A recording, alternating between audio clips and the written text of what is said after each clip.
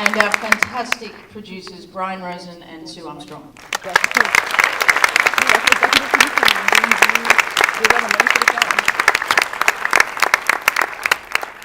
there a first question? Anyone? Okay, I'd like to ask a question. Does someone else want to choose?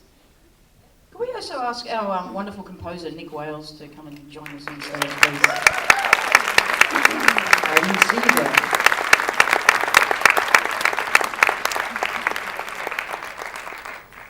Because I'm lucky enough to have now done 2 of these Q&As for Around the Block, they had such a great response to discussing the cliff scene. So I'd like you both to talk about that for the audience. Sure. From a story perspective, the cliff scene is very much a Liam's to be or not to be moment. So, I think the question the other night was actually how the Indigenous themes play into that, and what we were trying to do there is basically, he's kind of reached the end point with his situation with his brother, and he's been involved in that murder, and it took the innocent young girl to come along to actually make him rise to action, I guess, and try and stop that murder, but it was obviously too late. So by the time he escapes and can't be around the brother and gets to that cliff edge, it's really, is he going to jump? And writing this script, every moment, as a writer, you kind of emotionally experience it because you put yourself in that situation, and you don't know what you do, so you find the truth of the situation. And the truth of that situation was that he literally feels what's around him, and it's the earth, and it's reconnecting with that Aboriginal identity that gives him the strength and the will to live. And so Hunter and I worked together on the actual dance side of it, which was supposed to be really representing strength there. But I'm going to ask Hunter to talk more about the specific dance. The dance on the cliff is mainly, as Sarah kind of really nailed it down, it's coming back to spirit. And one thing with our culture is that we're very, very, very spiritual, and we keep it sacred. And that scene especially was very special because I was lucky and fortunate enough to have a pot of whales swim towards me as I was dancing, and then as soon as the music stopped, they disappeared. So it was quite beautiful, yeah.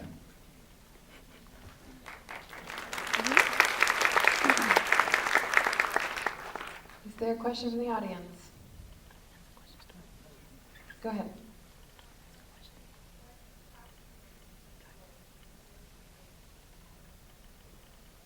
The question's for Hunter, and what attracted him to this role? Personally, the screenplay was just really, it was a relief to read it. Being an Indigenous actor in Australia, labelled myself just then. Being an Indigenous actor in Australia, exactly.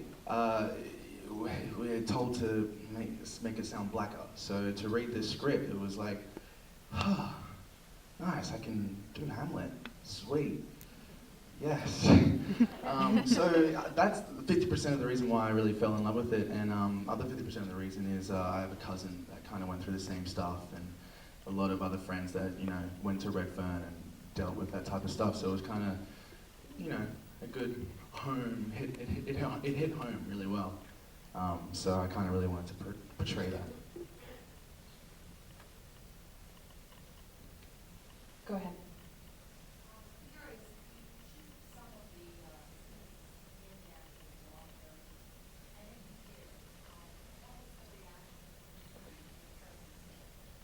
Did you shoot on location in Redfern, and what was the reaction?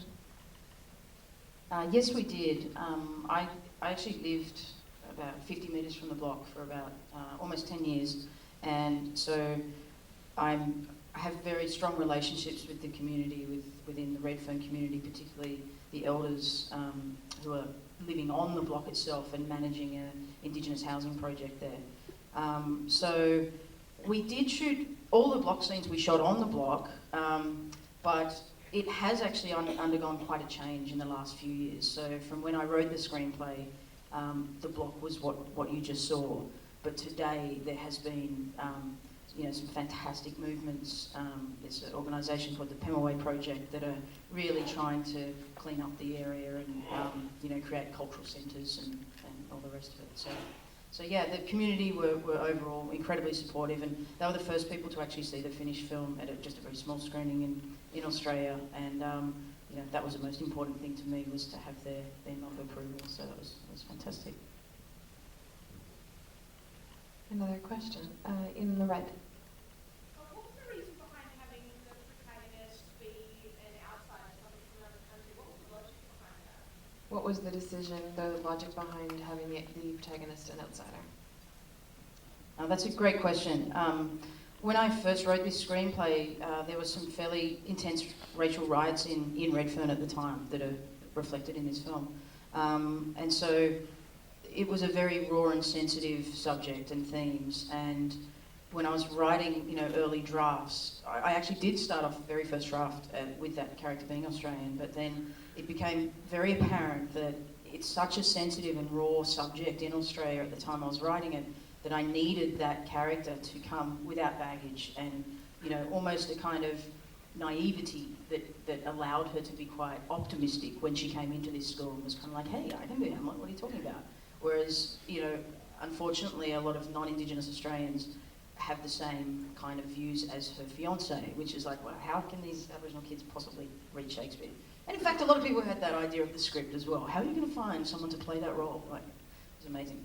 So yeah, the idea, and we were open to, we discussed British and Canadian and American actresses for that role, and it was just, it came down to someone who could come, to that environment without baggage. In the third row.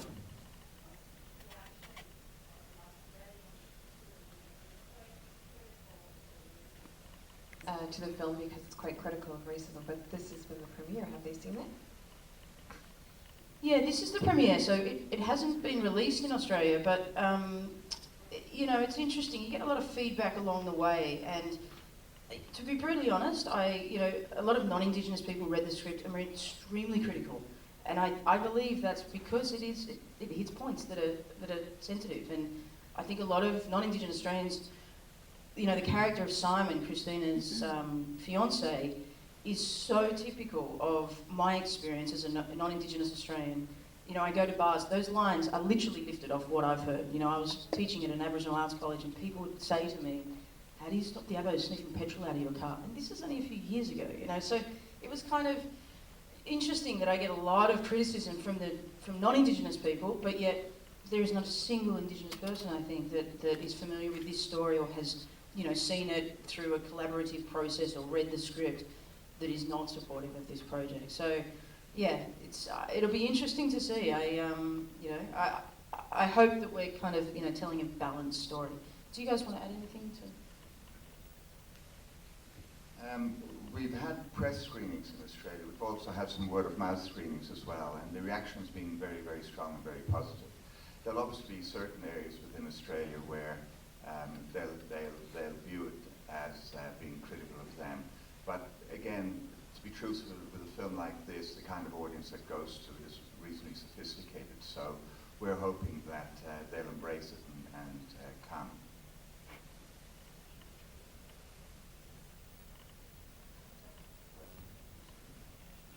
I think that there's been a real change overall in the attitude of the Australian public in general. Not so long ago, there was a national apology from the Prime Minister of Australia to the Indigenous people of the country. They only got the vote in 1967. Until then, they were not even on the census. And since then, there has been considerable advance in the reconciliation with the Indigenous people in Australia. And this picture being made is a part of that reconciliation. It's a recognition that is occurring in the Australian community. I think that, as Brian has said, the sort of audience that we might expect for this, and particularly the younger generation, will see it as simply being a statement about the reality of the world we live in, and they'll embrace it for the wonderful like all of Shakespeare's tragedies, it ends with redemption.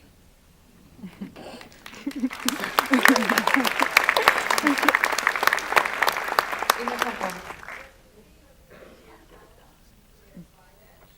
Was the what, sorry? Was it a challenge to be financed? It was very difficult to finance.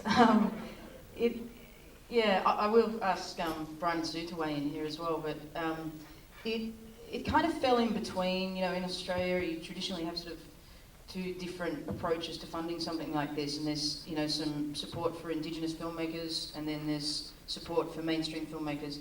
And I just fell in between the two because I'm not an Indigenous filmmaker, but yet my central characters are mostly Indigenous. And so, I didn't fit into that category, and I also didn't fit into the mainstream category. So it was incredibly challenging. I'm going to ask Brian and Sue to weigh in as well. It's incredibly hard to get any independent film financed. Doesn't matter whether you're in Australia or in Canada or in the UK. With this film, we had very generous support from the government agencies, that's Screen Australia and Screen New South Wales, who supported this project very strongly.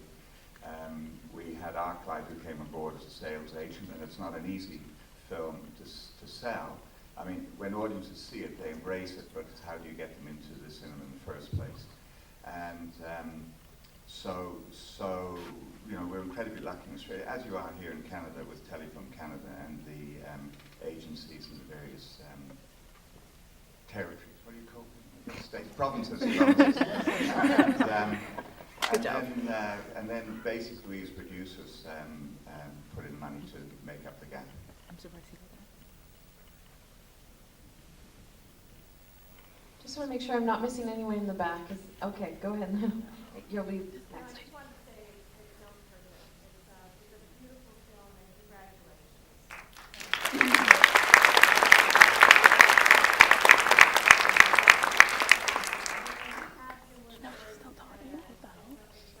It's really wonderful to see something that comes from the heart, and comes from the right place about making us think about these things still.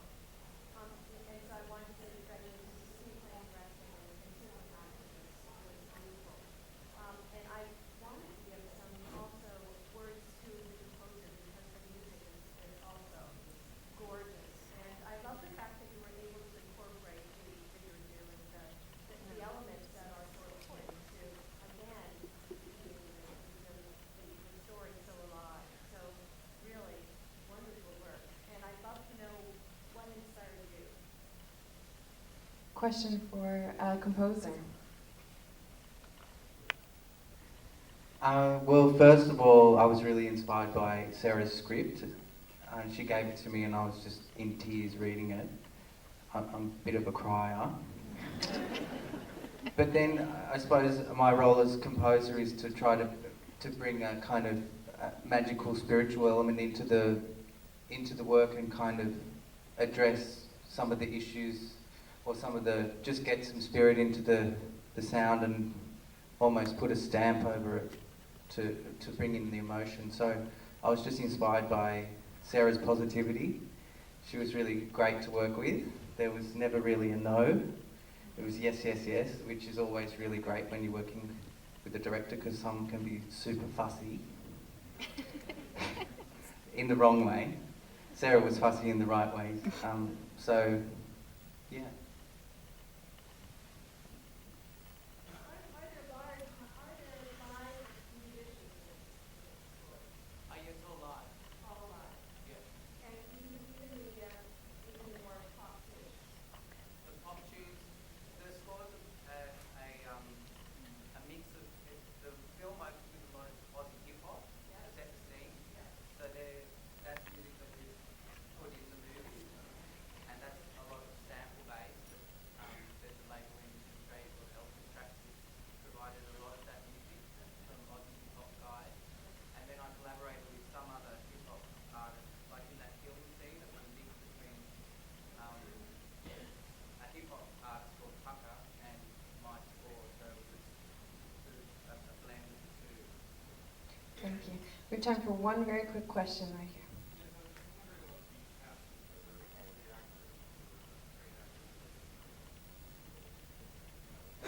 questions about the casting, was everyone trained or a lot of them beginners?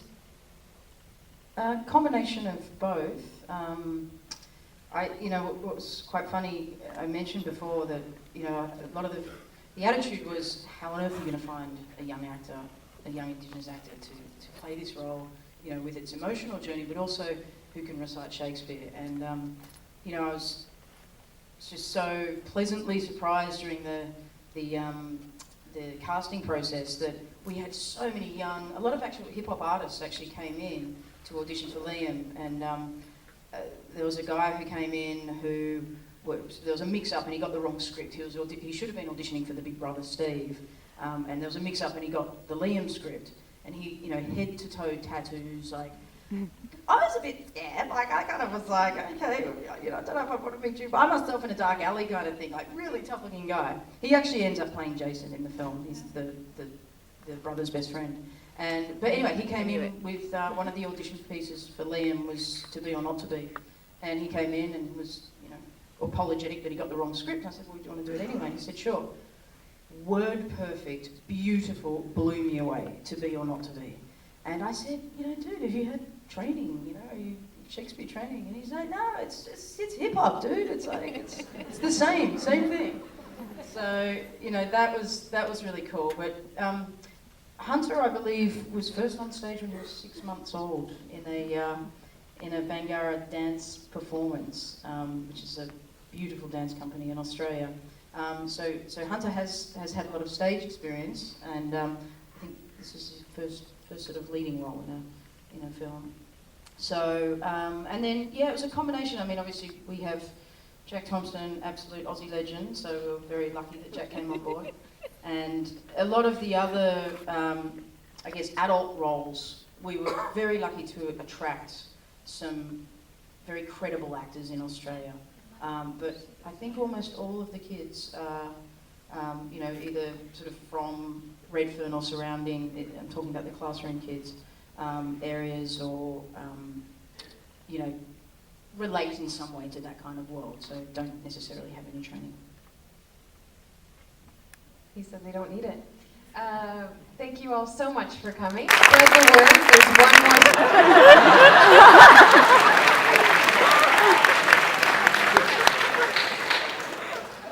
Anybody want to add